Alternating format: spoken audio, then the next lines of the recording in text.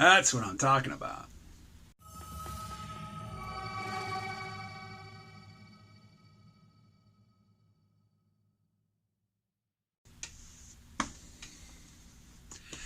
Hey everybody, KMO here with another Out of My Head video.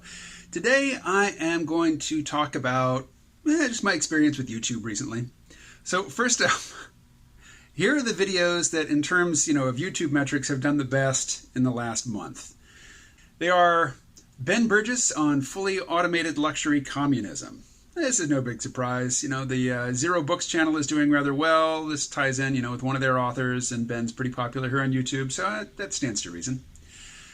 Next is Smells Like Doomer Brain Rot. This was some spontaneous rant from me where I was basically just responding to, feedback that I get for my my Doomer apostasy, which is to say, I used to be really down with all of these. Not all. Really, there was a couple favorites that I had, mostly peak oil, but, the idea that industrial civilization was coming up on a collapse. Before I ever clued into peak oil and sort of gravitated to it, largely from my, in my opinion, I gravitated to it at the time that I did just because I was feeling very frustrated. And a narrative that says that all these things that are causing you frustration are going away soon, to be replaced by, deprivation, horror, death. We are constitutionally, evolutionarily equipped to deal with moments of crisis, of sudden physical risk to life and limb. We respond with a fight or flight response, and if we live, after that, we feel pretty good. But modern life, presents us, industrial civilization presents us with all of these stresses that just don't go away. Financial stresses, social stresses, job stresses. If you are in a public-facing position, you have to smile and eat shit all day. And, if your self-respect and urge to defend yourself ever asserts itself, and you snap back at a so-called customer, I suppose they are customers, no scare quotes needed, you get in trouble at work. If you act like a self-respecting human being, it will get you in trouble. This kind of stress, which doesn't go away, I think, leaves a lot of people really pining for the apocalypse. And there was a time when I bought into it, and I think it was Bertrand Russell who said that a great deal of intelligence can be invested in ignorance when the need for illusion is great. And, I invested my ability to support a belief system pretty thoroughly for several years into the idea that collapse is coming. Or, it was already underway, but moving slowly enough that it was deniable. Anyway, I built up a bit of a following of people, of like-minded people around that idea. And now that I'm done with that idea, at least for the time being, some of them push back at me and, tell me that I'm wrong. So I don't remember what I said in the Smells Like Doomer Brain Rot video, but people liked it. Next, Get Big and Stay Big. This one, I'm not sure what's going on, why people liked this one. I was talking about early days at Amazon.com, but it was sort of kind of a throwaway video, just shot, walk into the store. But I'm wearing a tank top in that, and maybe people thought it was a fitness video or something. I don't know. Don't know why that one is standing out. Then comes, the classic. When I first started doing YouTube videos a few years ago, I told myself, and I said it out loud, said it to other people, the first video that, that catches a bit of viral momentum, that will be my new topic. Well, the video that has done the best is one called Humans Suck, Misanthropy and Antinatalism. And it is now closing in on 20,000 views. And this video proved me wrong in that, the video that does the best is not going to define the topic of, my future video work, because I just found that the interactions with the people who are attracted to the, the Humans Suck meme, they were so unpleasant and so off-putting. I just, I'd rather toil in obscurity trying to find a different workable topic than, ride that particular wave. So, I've been told that it's bad form on YouTube in terms of attracting the attention of the algorithm to disable comments on videos, but I've disabled comments on all my antinatalism videos because I just don't want to hear from the people who are attracted to that topic. So let's dwell on this particular video for a bit.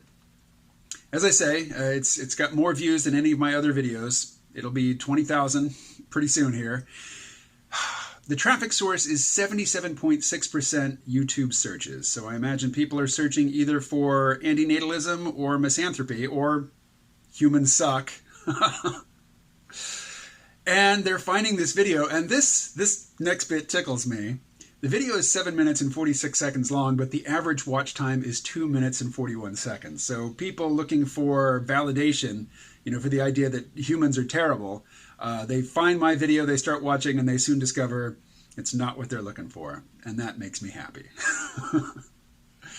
Next on the list, and I didn't write down any stats on this, but it's a video where I just happened to be in a room with John Michael Greer, James Howard Kunstler, Dmitry Orlov, Chris Martenson, Frank. Oh, what's Frank's last name? Well, he's not a doomer, so I shouldn't really mention him in this crowd anyway. And I read a question directed at those guys from my friend Eric Boyd, who is definitely a techno-optimist. And he was talking about electric cars, and this is the video where Chris Martenson says that absolute supply constraints on lithium will prevent the rollout of, an electrified vehicle fleet. This one gets good views. I don't have a lot to say in the video, so I don't take anything about it personally. But again, it's sort of a holdover from my peak oil days, and that's fine. So in terms of recent videos which have generated the best or at least most satisfying response from, what few viewers I have, the best one has been Husks of Bygone Prosperity, where I walked down to a nearby abandoned mill, and it's been abandoned for a very long time. And this is the mill that the local, our county sheriff, previous county sheriff, wanted to rehabilitate and turn into what he called a justice center, which would provide transitional housing for people getting out of prison, and it would also house federal prisoners on a very short-term basis. And the local community absolutely rose up in unison and rejected this. So, we still have this eyesore of a husk of a building, which is evidence of, prior prosperity in this region, but now, it is an emblem of the fact that this place is decaying. And again, there are people trying to, institute a revolution and a renewal locally, but it's an uphill fight, and I think Decay is winning. So, I want to read some feedback. This is from Kevin. Kevin has been listening to my podcasts and giving me feedback for many years, and I appreciate all of his comments. He's also a Trekkie, so we share that special bond. But Kevin wrote, "Such good questions in this video. I wonder if you've already encountered the difficulties I've had recently in communicating this sort of thing to optimists in California and Washington, D.C. And I'll stop there and say, no, I haven't had that experience because I haven't been trying to communicate this to, optimists in economically vibrant places where people are doing well. I mean, I understand why they wouldn't be open to any realistic view of what's happening away from these bubbles of prosperity." Kevin continues, "I grew up in California and then recently lived for 2 years in Indiana. I used to think I was erudite and a good writer, but I find myself utterly failing to communicate the difference in quality of life in Indiana to my California friends, who have never spent time, real time, in flyover country." Well, I'll stop there and say, the fact that you're not able to impress upon them what life is like outside of these bubbles of prosperity, it says nothing about your writing ability or your communicative ability. It speaks mostly to, what sorts of stories will satisfy the psychological needs of people who are doing well in these bubbles of prosperity amidst a sea of despair and decay. Kevin continues, "I remember you were born in the South. I was born in Northwest Arkansas, but I mostly grew up in Kansas City, Missouri, which I would consider to be the Midwest. But I have lived in Arkansas as an adult, and I have had family there my whole life. I spent summers there as a kid. So, yeah, I have deep roots in Arkansas. I remember you were born in the South, so perhaps your perspective is somewhat different, due to your origin, than mine. But when I try to explain the state of life in these rural areas, my California liberal friends who have read who have read articles or perhaps passed through on their way to some tourist site, they always seem to believe that with just a little pluck, better governance, and hard work, any place in the world can become a bustling center of prosperity. Yeah, again, that speaks to their psychological needs. They need to feel good about living in a bubble of prosperity amidst a sea of decay and despair. It's not a reflection on your communicative abilities. And also, blame the victim. While Democrats like to think that this is something that only Republicans do, it is it's an instinctive, recourse, basically. Look for any explanation that absolves oneself. It's hardly surprising that people do this. I'm sure I do it. As I become aware of it, I try to stop doing it. Kevin continues. As you point out, there is indeed plenty of potential in any of these rural areas, resources, creativity, but as the realists counter, there's a big difference between what could happen and what will probably happen. And what will probably happen in areas like Indiana and rural Vermont is a lot of continued poverty, deprivation, and suffering. I don't normally believe in zero-sum games. Perhaps that's due to my upbringing steeped in California optimism. But your idea that we send the creativity and the prosperity of our whole culture into a few specific regions at a time, like Silicon Valley, intrigues and horrifies me. And I can't really claim credit for that idea. It's certainly not original to me. I think I encountered it most recently in the audiobook, whose title I can't remember, but I'll throw the image, the cover image up on screen. Kevin continues, it's horrifying because the people in these creative and prosperous zones always naturally take the attitude that their success was earned with their own two hands, and therefore the poverty in the outlying areas is the fault of the residents. So let me just relate a little bit of my personal experience. I know a lot of you already know this bit, so I'll be brief. I worked at Amazon.com from 1996 to 1998. I got good stock options, and I left. While I was at Amazon.com, my actual salary was quite low. I'd take it now, but for the time and for my expectations and, for a period of economic growth in a place like Seattle, it was quite low. And, we were expected to work long hours.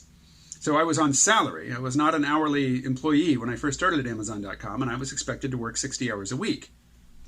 And, for not much money. And the whole motivation was the stock options. We had to believe that this company was going to go someplace, and we had to really pour our blood, sweat, and tears into it. And I did that for about a year, and then I started to burn out. And then my last year there, I was still working very hard. But at some point, they switched me from being a salaried employee to an hourly employee. I still had to work, by this time it was about 50 hours a week, but I got paid for every single hour. And, I was still doing my job, but I had conflicts with a manager which spiraled out of control. And my last year at Amazon was absolutely miserable. And the work, I worked customer service, and it was mostly via email, but some of it was by phone. And the phone work was pretty awful, and I was an escalation. You talk to somebody, and if the first person you talk to couldn't help you, you get transferred to me. So, every single call was a problem call. It was unpleasant. And I worked really hard. And at the end of 2 years, I made a shit ton of money. So, can't complain. Fast forward a decade plus, and I'm working pretty much the exact same job. There's no email component to it. It's all on the phone. But I'm working basically in the same sort of environment, but without stock options. I'm just getting money, just an hourly wage and benefits. And I took advantage of those benefits. I had surgery on my sinuses twice while I had medical, access to medical care through that job. So it was, in the long run, it was good that I was there for the time that I was. But I worked pretty much the same job, and it took pretty much as much out of me as the Amazon job did. I was also going through a divorce at the time, so that added a lot of psychological stress to me. But basically, I was doing the same thing, putting in the same amount of effort, and I didn't get nearly the same reward. So you can do the exact same job, make the exact same choices, but at one time and place, it's a lottery ticket, it's a winning lottery ticket, and at another time and place, it's a treadmill that takes you nowhere. So the idea, I mean, the people who are doing well in places like Seattle or San Francisco or New York City or Boston or Atlanta, I mean, they are working hard. They really are. But just that level of dedication and diligence doesn't necessarily mean you're going to succeed. So I'm not saying that the people who are enjoying a prosperous life right now shouldn't. I just think everybody else should. And, if you had made better choices, if you had worked harder, if you had done a better job of keeping your ambitious young people to stay in your state rather than fleeing at the first opportunity, you'd be doing better than you are. This is just blaming the victim. I mean, this is not worthy of most of the people making this argument. Most of the people who make those sorts of arguments are capable of doing better ethically, and they should. So this is getting longer than I had intended it to be. We'll power through the rest of Kevin's message here. Backing up a little, it's horrifying because the people in these creative and prosperous zones always naturally take the attitude that their success was earned with their own two hands, and therefore the poverty in the outlying areas is the fault of the residents. But until you live there, really spend time there, you really have no idea of the effects of the inertia and just general neglect and decay upon people who might want to start something new and prosperous if only they had just a little community support. So my friend Rob, who has been a guest on the Sea Realm Vault podcast many times, he lives and works quite near where I do. He's got an MBA. He is very good with languages. He joined the Air Force when he was young, and he spent time of many years in West Berlin. And he was monitoring Soviet aircraft movements. He speaks fluent Russian. So, this is an accomplished guy. He left Vermont in his youth, and he went and had a prosperous career elsewhere. Later, he moved to Nicaragua, and started a business there. And he only, he's only back here because of a bad divorce and, which caused his financial ruin, basically. And so now he's back here, where he grew up, licking his wounds. But, before he left, or at one time, he had come back here with his wife. This is an accomplished guy with an MBA. And he tried to start a business here locally. And he took his proposal, which was not, back of the envelope sort of thing. This is a well-researched, documented proposal. He took it around to banks and, to various civic organizations, elected officials. Nobody wanted anything to do with it. And that's, before I even moved to Vermont, I interviewed people in Vermont on various topics. And that's something that I heard from a variety of sources, that, if you want to come in and do something different, you are going to get habitual resistance from the locals. They have a very narrow idea of the sorts of prosperity they want, and they're not open to other things, just, as a starting position. I'm not saying you can't change their mind, because, one of the people that I interviewed had a successful business that she had started after moving to Vermont. So it's possible, but there's a lot of resistance here. Whereas in other places, there's a system in place for taking new business ideas from the conceptual stage to a flourishing stage. And the opposite is true here. You really have to swim upstream if you move to a place like rural Vermont. And I heard, on the radio, I think it was just yesterday, that the fastest growing age cohort in Vermont are senior citizens. Why is that? Well, some of those wunderkind who got out as soon as they could, they grew old. And when you get old and you're not so ambitious anymore, you want to slow down, this is a good place. I mean, particularly if you're bringing back money made from elsewhere, this is a good place to be an old person. Except for, there's this sort of atmosphere of resignation and despair. But, if you select your social circle carefully, you don't have to deal with that. You can just talk with other people who share your viewpoint and who share your life experience, and most importantly, I think, who share your wealth. Relative wealth. I mean, you can come back and be wealthy here in Vermont on an amount of money that would, barely be getting you by in the centers of prosperity. That's the attraction of moving out to the sticks in your old age. Okay, that's probably enough for this video. I can see I've passed the 20-minute mark. I'll cut out as much as I can and still have it make sense. But, I'll be editing on the phone, so you don't know what I'm talking about. That's okay. Stay well, friends. I will talk to you again tomorrow.